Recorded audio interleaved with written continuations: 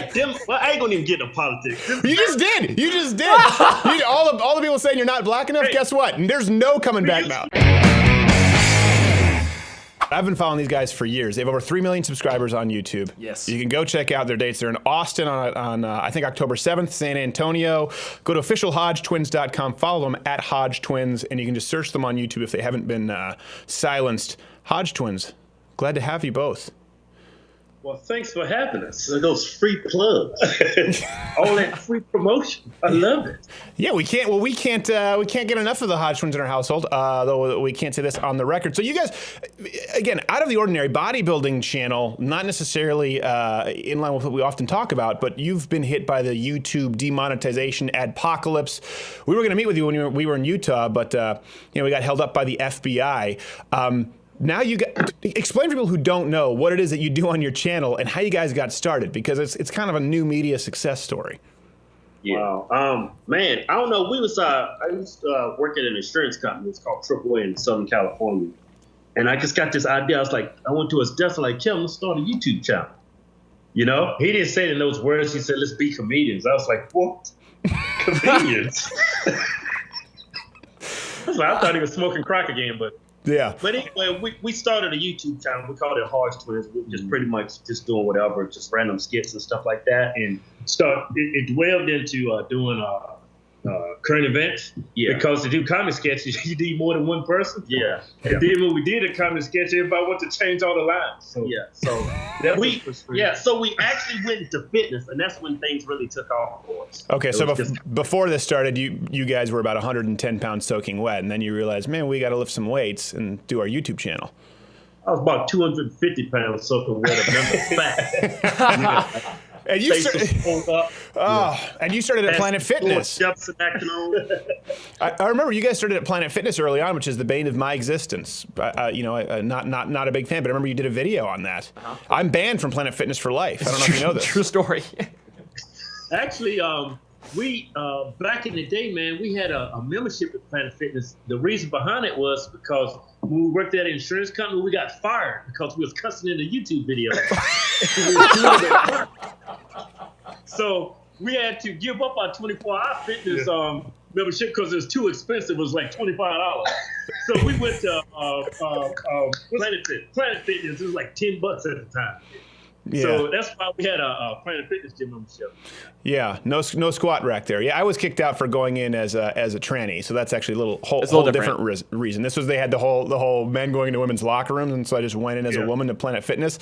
They let me in totally fine, but by the third one, I walked in and like, Steven, we know who you are. You're not allowed at any Planet Fitness please ever again.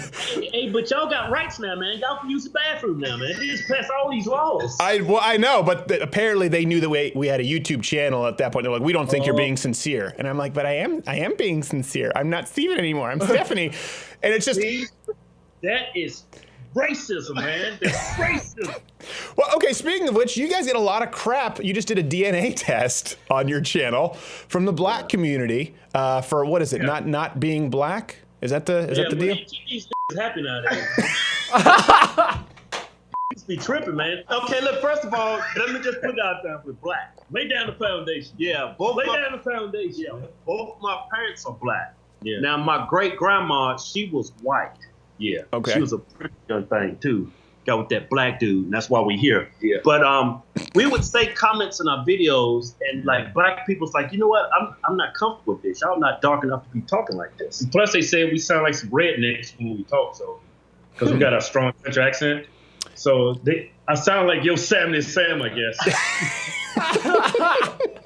Well, there's we talk about a lot of common ground with actually white Southerners and blacks from even like urban Detroit. A lot of the same terminology, a lot of the same slang, and that comes from basically sort of a common history here in the United States. Hate to say it, some of that not so pretty with the slavery, but we got past it. We're doing better. Yeah.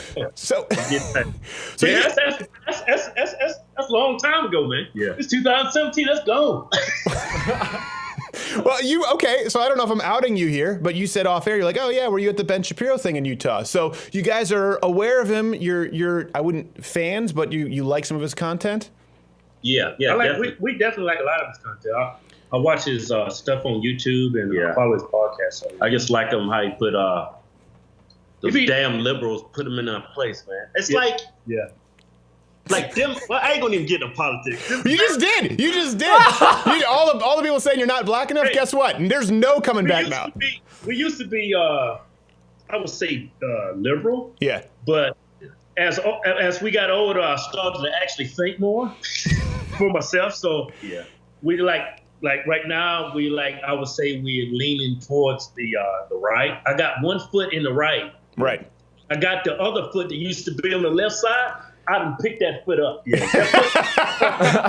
So you're doing pistol squats on the right, and you haven't figured out where you land yet. Yeah, we just don't like how the liberals, they paint everything like everything's according to race and stuff like that. It's like race. It's like they use an angle to like keep people stuck as being Democrats, you know. A bunch of race pimps, that's what they are. Yeah, race pimps. Yeah, a bunch of race pimps. Bunch of race pimps, that's what they be doing. Yeah. They be pimping them. That's totally. But don't worry. I mean, you'll get maybe this on your YouTube channel. They'll demonetize you, but we're fine. You can say whatever you want here. So you've been hit, obviously, with you. I remember we met. I had been watching you for a while. Not a bodybuilder myself. I've always been more of strength trainer. So practical purposes. But we can get into that another time. But you guys sent me a direct message saying like, yeah, man, we got demonetized. We kind of knew it, but you that's pretty f***ed up, man. Because you realize it happened to me, and it's like what we do is really pretty clean stuff, and it happened to us. Was that a part of kind of your awakening process? Do you think you just saw the left's trying to shut everything down? Yeah, that's definitely what they're trying to do. Yeah, everything's so PC nowadays. You can't talk about anything. Yeah, anything that's controversial, even if it's true, you can't talk about it unless you're a liberal. Then it's just pushed everywhere. It's pushed in your face. I mean, every time I look at something, somebody's talking about Donald Trump. I went to Australia to do comedy shows down there. Got in the cab. Dude said, hey, what do you think about your president, Donald Trump? I'm like, dude. It's like an infatuation with this guy. And that's all everybody talks about. It's like, I'm like sick of it. You can't look at nothing. I don't even look at CNN no more. It's just bash Trump 24/7 over there. Well, I look at it because I want to see what they're saying. I look at it when Ben's over there talking. Yeah. Mr. Shapiro dropping the Moab on Don Lemon. A little smirk on his face as he's listening to them talk. It's like, what's wrong with these people? That's not what I said. All this oppression. I mean, I've been looking for all this oppression in the black community. I can't find it. I've been looking under rocks and everything. Have you been through what? I don't know. This took a weird. That's oppression. That's not oppression. That's just plain old stupidity over there. Yeah, and Watts. It's funny. I actually, when I first moved to LA, I was in Inglewood. I was sleeping on a cot in Inglewood, and the guy's name was, I shouldn't say it, but anyways, black guy slept on his slept on his floor. He's like, you can stay here for a month, and 4 days in, we got into an argument over politics, and he was like, you got to go. And I was sleeping out of an 82 Datsun that I bought from a Cambodian named Sonny. And I remember, I've told this story because it was $652 because, those Cambodians are so cheap. And then I said, I don't have the 52. Can I write an IOU for $52? So really, the black guy kicked me out, and I didn't hold it against the entire race of people for a long time. I got past it. The point is there can be some healing, there you go. There you go. There's no such thing as white privilege anymore. Black person kicked somebody out. Kicked me right out. And he didn't say that it was because of the political argument, but it was really pretty clear. And this was right before Barack Obama. And anyways, I won't even get into it. So let me ask you this: you do live shows now. Did you start doing live shows because you didn't start out as like stand-up comics? I started out as an actor, then stand-up comic in my mid-teens. Owen Benjamin, who's often on the show, stand-up comedian. Was it more so because of the demonetization on YouTube, and you found you guys have been pretty smart with selling supplements, doing a lot of live shows, and diversifying outside of just YouTube, so you haven't been hit as hard? Did you always kind of think, okay, what's the next step, thinking ahead? Well, we always wanted to do stand-up. It's just we didn't have enough courage to go out there and do it, because going from YouTube videos to stand on the stage and making people laugh with just a microphone in your hand, that is no easy cup of tea right there.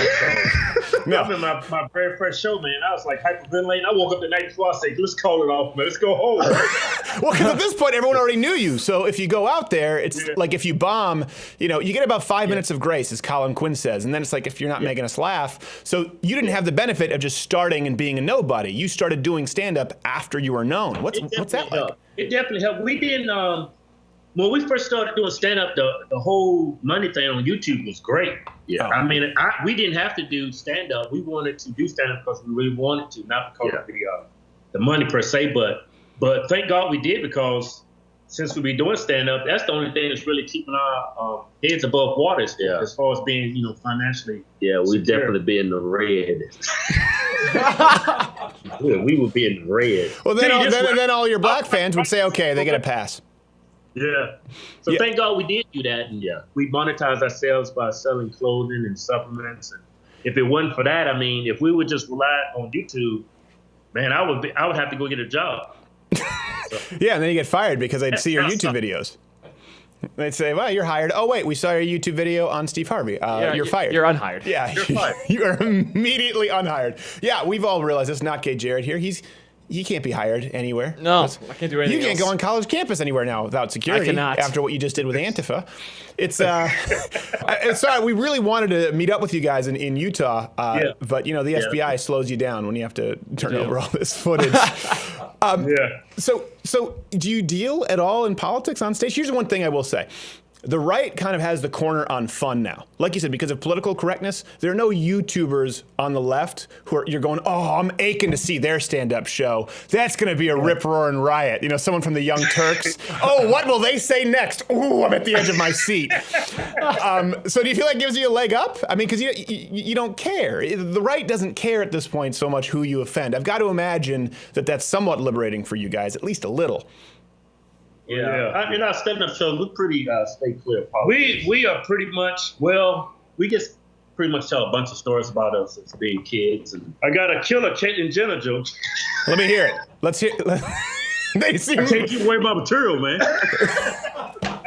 All right. I guess we go in on everybody. We go in on niggas. We go in on racism. I mean, nobody's off limits. Yeah, we just don't make it too political. Yeah, we come from a good place. Yeah. Now, how do you balance being on the road and obviously fitness, but staying in shape? Do you just hit road gyms? Do you bring resistance bands with you? What do you do? It's pretty rough when we do shows. I would say 50% of the time we'll hit the gym, but most of the time it's like after I do a show and the meet and greet. Yeah, I'm wiped out. I want to go back to my hotel room. And we never realized before we started doing our stand-up shows, like when you're on stage for an hour. Man, it's like running a marathon. Oh, yeah. It is taxing. Yeah. And then sleeping in the strange beds and then flying. And, man, it is rough. I remember we did, I think, 10 shows in California. Yeah, in 5 days. Oh, geez. Because we had 2 shows back-to-back days in San Diego. Then before that, we was hitting some other cities. So you had to get some stage legs. Does one of you get? Not Gay Jared knows this. I always have.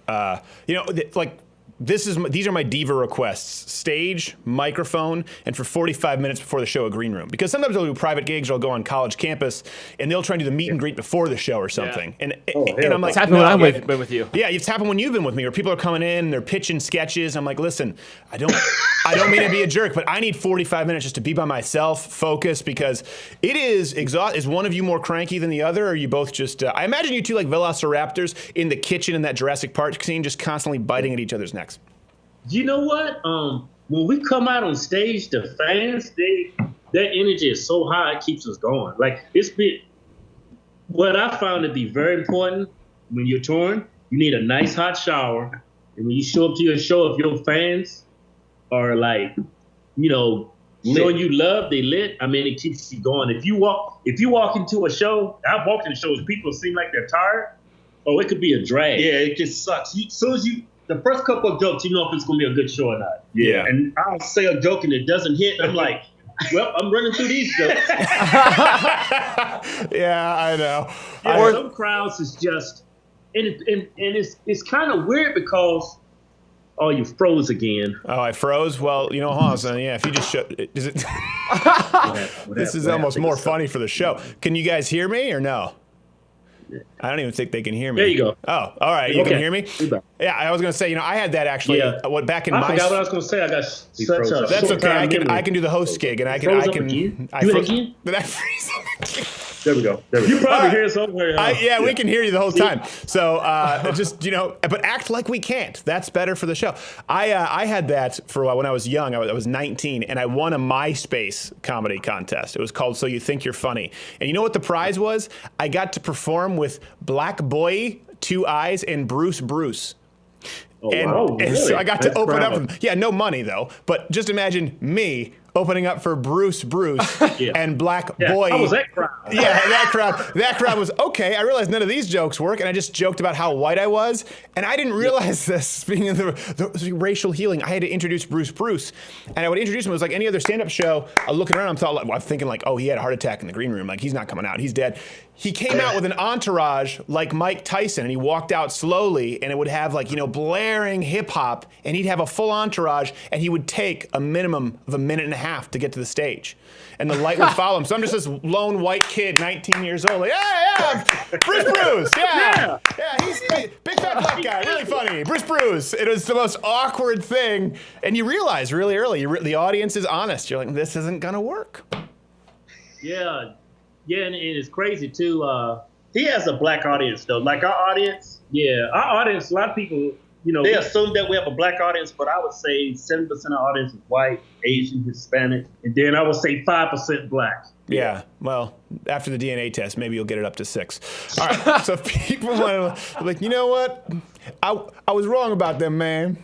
I'm rethinking my whole life's purpose. Because of them DNA tests. All right, it is officialhodgetwins.com, and they have some good training advice over there too. I know you're inundated with YouTube now with just a bunch of horrible training tips from people who are loaded to the gills with juice, but they swear that they're not. You can follow them at Hodge Twins. Hey, I don't know which one's Keith, which one's Kevin. Thank you guys, and well, let's be honest. You're interchangeable at this point, and come back soon, guys. Okay. Hey, before you let us go, we're going to stand a pledge of allegiance. Pledge of allegiance. Do you know it? Some people have no respect. See, he was like, okay, he's looking for an out. I tell you what, I'm gonna give you the out and play that music. We'll let him come back next time and do the Pledge of Allegiance. That's how we'll lead it. Hey, did you enjoy this video? Here's the thing, you're here, this is the end of it, so we don't care because you already watched it. But if you really didn't like it and you want to justify it, leave a comment below telling us why you didn't like the video. And if you liked us, let us know, and subscribe to the channel, because that lets the overlords at YouTube know that, you know what? You're all right.